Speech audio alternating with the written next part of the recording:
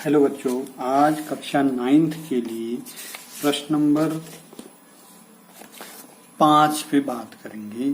प्रश्न नंबर 5 है, 1/17 के दशमलव प्रसार के अंकों के पुनरावृत्ति खंडों के अंकों की अधिकतम संख्या क्या हो सकती है। अपने उत्तर की जांच के लिए विभाजन क्रिया कीजिए। मैं विभाजन क्रिया करके आपको इसमें बताता हूं कि किस प्रकार से इसमें 1/17 में दशमलव प्रसार के अंकों की संख्या क्या होगी। तो आसानी से ये प्रश्न बन जाएगा। आप देखिए ध्यानपूर्वक। 1/17 है, यानी 17 से हमको 1 में भाग देना है। 17 से 1 में भाग देना है तो दशमलव लगाएंगे, यहाँ 0 बढ़ाएंगे। अभी भी भाग नहीं जा रहा है क्योंकि 10 छोटा हो गया, 17 बड़ा हो गया। तो 1 0 और बढ़ाएंगे, 1 0 यहाँ बढ़ा देंगे। 17 पंचे 85। 17 का पहाड़ा आपको पता होना चाहिए। 17 पंचे 85। अब जो है 15 बच जाएगा, फिर 150 हो जाएगा। 17 अट्ठे 136। 10 में से 6 गया 4, 4 में से 3 गया 1, 140। फिर 17 अट्ठे 136। 4 बज गया, 40 हो गया। 17 दूनी 34। अब 6 बज गया, 60 हो गया। 17 तियां 51। अब 9 बज गया,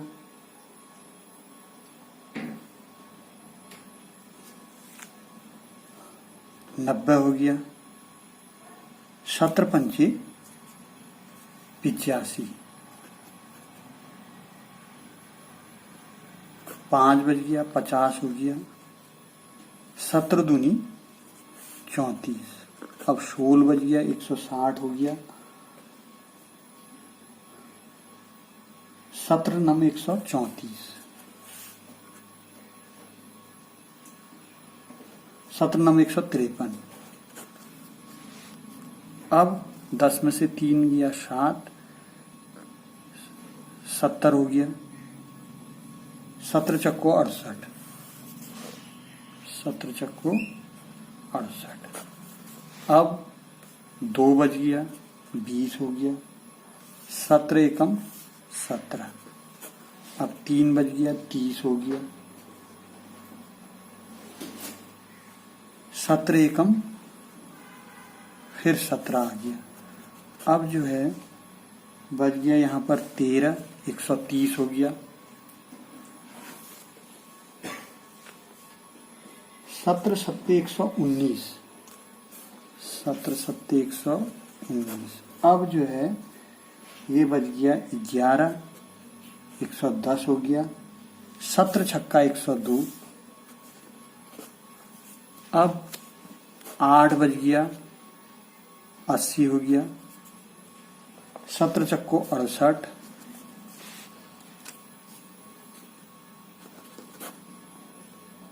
अब 12 बज गया, 120 हो गया। 17 सत्ते 119। अब 1 बज गया। अब 1 बज गया, देखिए यहाँ पर 1 बज गया है तो प्रोसेस यहीं से स्टार्ट हो जाएगी। अब ये देखो 1 के बाद 100 बनेगा ना।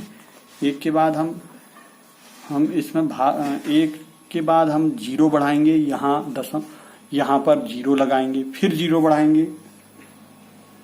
0 बढ़ाएंगे तो यहाँ 0 नहीं लगाएंगे। 1 0 और बढ़ाएंगे तो फिर 0 बढ़ाएंगे यहाँ, यानी फिर यही संख्या फिर से दोबारा रिपीट हो जाएगी।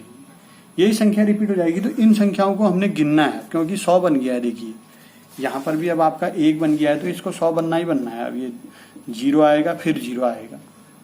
तो फिर यही प्रोसेस और दोबारा से यही प्रोसेस और स्टार्ट होगी। तो यही अंक आ जाएंगे ऊपर वाले, ये वाले तो इन अंकों की संख्या हमने देनी है, यानी 1/17 बराबर आपका हो गया ये 1/17 बराबर 0.88235294117 इसके ऊपर में ऐसे करके बाहर लग गया, यानी ये संख्या फिर से रिपीट होगी। तो इसमें ये पूछा गया है कि पुनरावृत्ति होने वाले अंकों की संख्या को बताइए। अंकों की संख्या आप गिन करके बता सकते हैं, 1 2 3 4 5 6 7 8 9 10 11 12 13 14 15 16 अंक फिर दोबारा से आ जाएंगे यहाँ पर।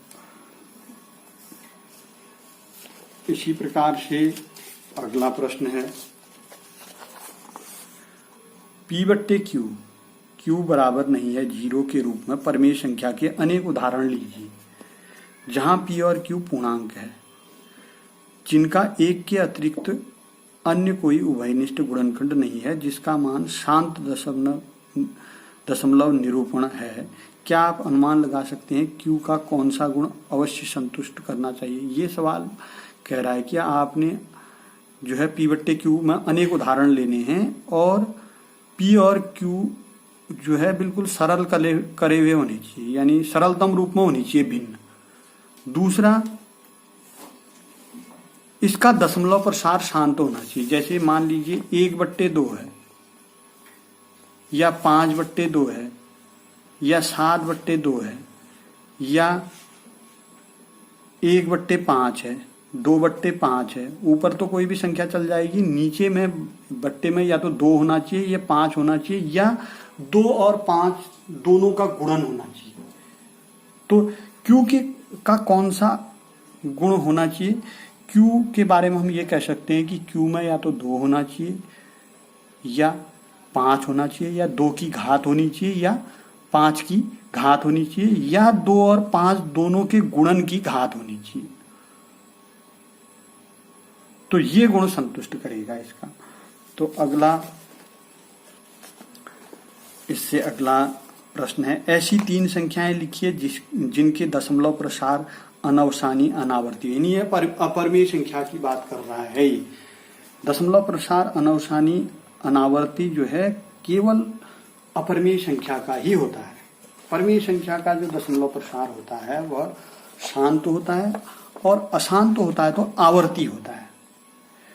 तो यहां पर हम कोई भी उदाहरण दे सकते हैं परिमेय संख्या का। वर्गमूल 2 का दशमलव प्रसार जो है वो अनवसानी अनावर्ती होगा। वर्गमूल 3 हो सकता है, वर्गमूल 5 हो सकता है, पाई का मान हो सकता है। पाई का मान भी जो है, पाई का मान 22/7 नहीं लिया जाएगा। पाई का मान परिधि बट्टे व्यास अगर हम लेंगे तो तब जो है ये अनवसानी अनावर्ती आएगा। अगला प्रश्न है,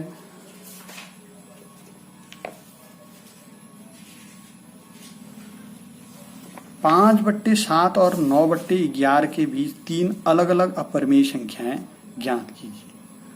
5/7 8वां प्रश्न है। 5/7 इसको अगर हम दशमलव रूप में लिखते हैं तो ये 7 से भाग दे करके 5 में देख लीजिए कितना आता है, 50 बन जाएगा। 0.7 1 10 7 एकम 7 3 30 7 चक्को 28 2 20 7 दूनी 14 6 60 7 8 56 4 40 7 पंचे 35। अब 5 आ गया। देखिए पहले 5 था, यहां पर 5 था, फिर 5 आ गया, तो इसके ऊपर में आपका बार लग जाएगा। 0.714285 बार, ये है 5/7 का मान। दूसरा हमको दूसरी संख्या दे रखी है 9/11। इसी प्रकार से हम 11 से 9 में भाग लेकर के इस संख्या को निकालते हैं तो ये संख्या आती है 0.818181। ऐसे आते रहेगा, यानी हम इसको लिख सकते हैं 81 का बार, 0.81 का बार लिख सकते हैं। अब आपने इन दोनों के बीच में, ये दोनों संख्याओं के बीच में अपरिमेय संख्याएं देनी है। कितनी? 3 अलग अलग। तो 7 1 है तो 72 से शुरू करेंगे आप। 0.72, एक जीरो बढ़ा देंगे, फिर 72 2 जीरो बढ़ा देंगे, फिर 72 3 जीरो बढ़ा देंगे।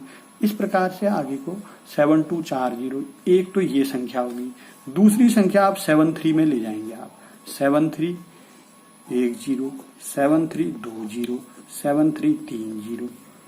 तो इस तरीके से ये हो जाएगा। तीसरी अपरिमेय संख्या 74 0 74 00 74 000, ऐसे ही करके आगे को।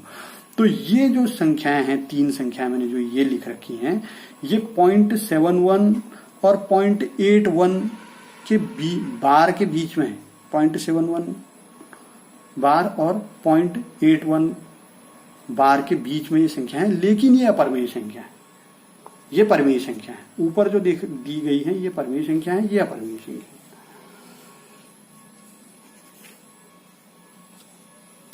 नवा प्रश्न, बताइए कि निम्नलिखित संख्याओं में कौन कौन सी संख्याएं परिमेय और कौन सी संख्याएं अपरिमेय। वर्गमूल 23 ये अपरिमेय संख्या होगी।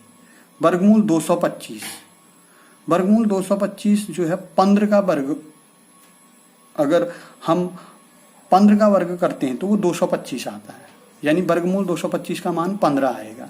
तो 15 जो है वो परिमेय संख्या है, ये परिमेय संख्या होगी। ऐसी 3 7 9 6, ये शांत दशमलव प्रसार दिख रहा है, तो शांत दशमलव प्रसार जिसका आएगा वो जो है परिमेय संख्या होगी। ये देखिए चौथा 7.478478 और आगे आते रह रहा है, यानी शांत नहीं है, अशांत है। अशांत के साथ ये जो है 478 की आवृत्ति बार बार हो रही है, तो अशांत आवृत्ति है। अशांत आवृत्ति जो है परिमेय संख्या होती है। अब 5वां देखिए, ये जो है ये अपरिमेय संख्या है, क्योंकि इसमें पहले 10 आ रहा है, फिर 100 आ रहा है, फिर 1000 आ रहा है, फिर ये 10,000 आ रहा है, इसके बाद आगे को 1 लाख आएगा, फिर 10 लाख आएगा। इस तरीके से ये एक तो अशांत भी है, दूसरा आवृत्ति भी नहीं है। पहले यहाँ तो आवृत्ति हो रही, देखो 478 478 ऐसे आ रहा है, यहाँ आवृत्ति नहीं हो रही, यहाँ पहले 10 आ रहा है, फिर 100 आ रहा है, फिर 1000 आ रहा है। तो ये जो है अपरिमेय संख्या।